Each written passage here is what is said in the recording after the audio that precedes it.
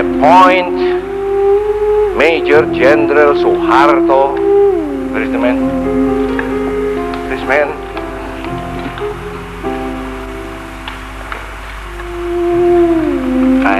I appoint him as Dalam senyap ruang kerja di Jalan Cendana, Pak Harto menatap hamparan taman yang tertata rapi. Satu persatu anak buahnya datang silih berganti untuk melaporkan kondisi negeri.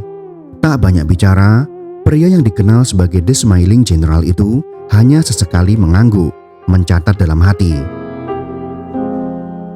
Tapi di balik diamnya, kata-katanya kerap membekas.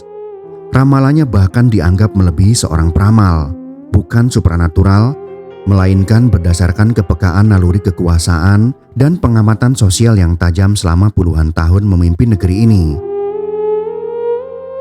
Di antara ucapan-ucapannya, beberapa kini kembali menyeruak ke permukaan.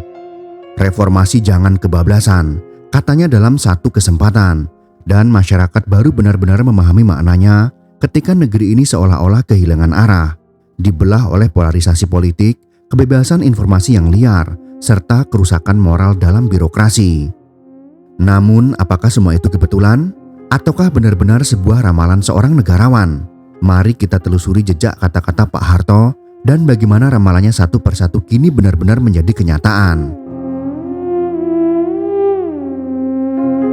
Ramalan tentang reformasi, jangan sampai kebablasan.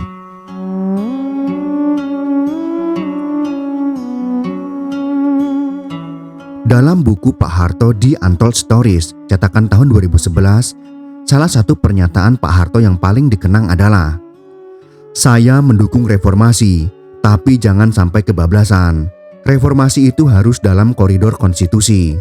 Soeharto, 1998. Saat itu negeri ini sedang bergolak. Rakyat turun ke jalan, mahasiswa menduduki gedung DPR. Krisis moneter mengguncang Asia dan Indonesia termasuk yang paling parah. Soeharto akhirnya mundur, tetapi ia meninggalkan peringatan.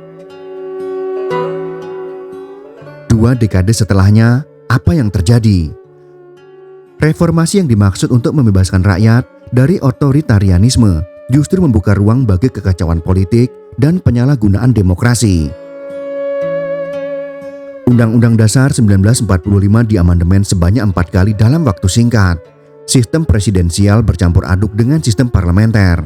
Partai politik tumbuh subur tetapi diselimuti oligarki. Kebebasan pers berubah menjadi medan pertempuran hoaks dan agitasi. Media sosial menciptakan ruang bagi radikalisme dan polarisasi. Dalam Pilpres 2014 dan 2019, bangsa ini terbelah dua, antara cebong dan kampret, antara pendukung dan pembenci. Ketika banyak pihak mulai menyuarakan perlu ada evaluasi reformasi, orang pun mulai teringat pada ucapan Pak Harto. Ia seakan melihat dari jauh bahwa kebebasan tanpa batas justru bisa menenggelamkan bangsa dalam kekacauan yang tak terkontrol. Tentang ekonomi, kita harus berdikari.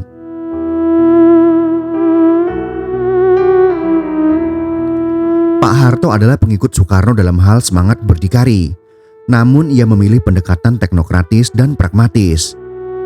Ia membangun ekonomi lewat swasembada beras, membentuk Bulog, menciptakan proyek-proyek mercusuar seperti Nucleus Estate and Smallholder dalam bidang perkebunan, serta mendorong investasi asing secara terkendali.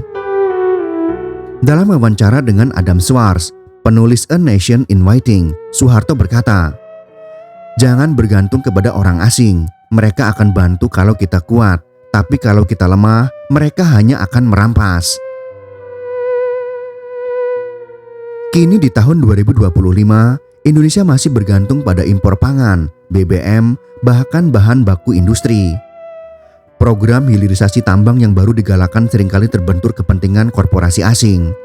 Kedaulatan ekonomi yang dulu diperjuangkan, kini terasa jauh dari jangkauan.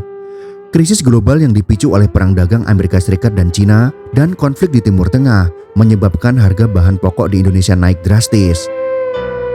Rakyat kecil menjerit, ketergantungan pada impor beras, gula, garam, dan kedelai menunjukkan bahwa kita belum benar-benar mandiri. seperti yang dulu dikhawatirkan oleh Pak Harto. Tentang disintegrasi bangsa, persatuan itu harga mati.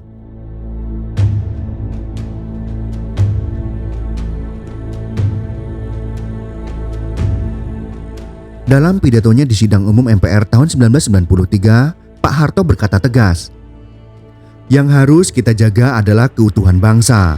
Sekali NKRI terpecah, akan sangat sulit untuk menyatukannya kembali." Ia menciptakan semboyan Bhinneka Tunggal Ika sebagai fondasi yang diimplementasikan secara nyata melalui asas tunggal Pancasila dan larangan terhadap separatisme. Tapi, kini semangat itu mulai luntur. Papua terus bergolak, gerakan separatis seperti KKB justru makin aktif setelah era reformasi. Di wilayah lain, muncul ketidakpuasan terhadap pemerintah pusat. Otonomi daerah membuka peluang kemajuan, tapi juga membuka celah korupsi dan konflik identitas. Di media sosial, banyak anak muda yang dengan enteng mengatakan, "Biar saja Papua merdeka," tanpa memahami resiko geopolitik dan sejarah panjang penyatuan wilayah itu. Pak Harto dengan gaya kerasnya memang memadamkan api separatisme, tetapi ia juga menyadari pentingnya keadilan dalam pembangunan.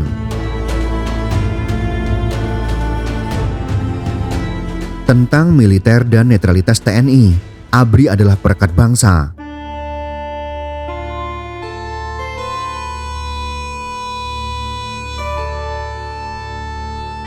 Pak Harto berasal dari militer. Ia tahu benar kekuatan dan bahayanya. Dalam buku My Thoughts, Words and Deeds, cetakan tahun 1991, ia menulis, "ABRI adalah kekuatan sosial, tapi kekuatan itu harus digunakan untuk memelihara persatuan dan pembangunan, bukan untuk rebutan kekuasaan." Era reformasi mencabut dwi fungsi ABRI, namun kini banyak pensiunan jenderal kembali ke politik, bahkan memimpin partai, duduk di kabinet, hingga maju dalam pilpres. Netralitas TNI jadi tanda tanya. Masyarakat sipil cemas, apakah militer akan kembali ke panggung politik? Di saat krisis dan bencana, TNI masih menjadi harapan rakyat karena kedisiplinan dan efektivitasnya. Tapi bila kekuatan itu disalahgunakan, bisa menjadi bumerang. Kekhawatiran Pak Harto tentang hilangnya perekat bangsa kini terasa sangat relevan.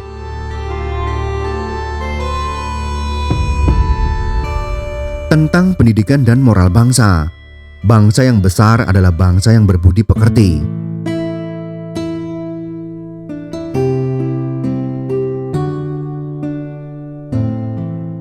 Dalam berbagai pidato kenegaraan, Pak Harto kerap menekankan pentingnya pendidikan karakter. Di masa pemerintahannya, pelajaran Pancasila, PMP, dan penataran P4 diwajibkan. Banyak yang menganggap itu indoktrinasi, namun hasilnya rakyat Indonesia memiliki kesadaran berbangsa yang kuat. Kini setelah puluhan tahun P4 dihapuskan, banyak anak muda yang bahkan tidak hafal sila Pancasila. Moral publik merosot, kasus korupsi, pelecehan, intoleransi dan kekerasan meningkat. Sosial media menjadi ruang caci maki, bukan diskusi sehat. Pendidikan kehilangan jiwanya. Pak Harto pernah berkata, "Kita membangun bukan hanya fisik, tapi juga watak. Sebab watak yang buruk akan meruntuhkan bangsa, sekuat apapun bangunannya." Dan kini bangunan demokrasi yang besar pun nyaris runtuh karena krisis watak tersebut. Tentang elit politik, kalau mereka tidak bisa diatur, akan jadi petaka.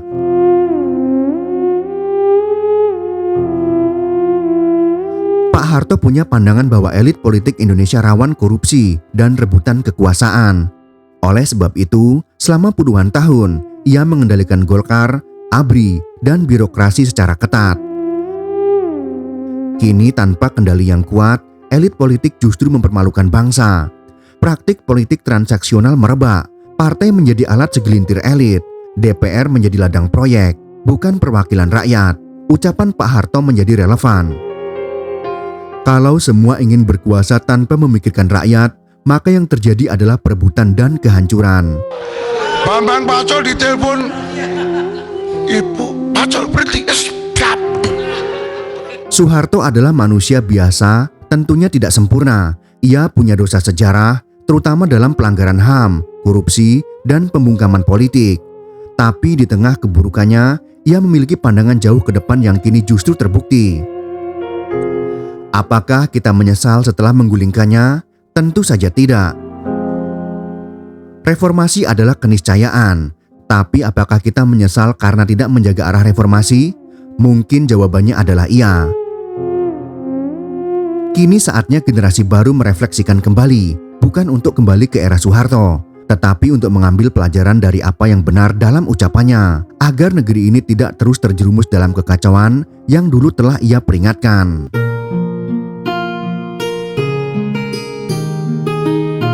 Jika kalian suka dengan video ini, silakan berikan jempol ke atas. Dan jika kalian menganggap video ini bermanfaat, maka bagikanlah untuk teman-teman Anda yang lain. Terima kasih sudah menonton.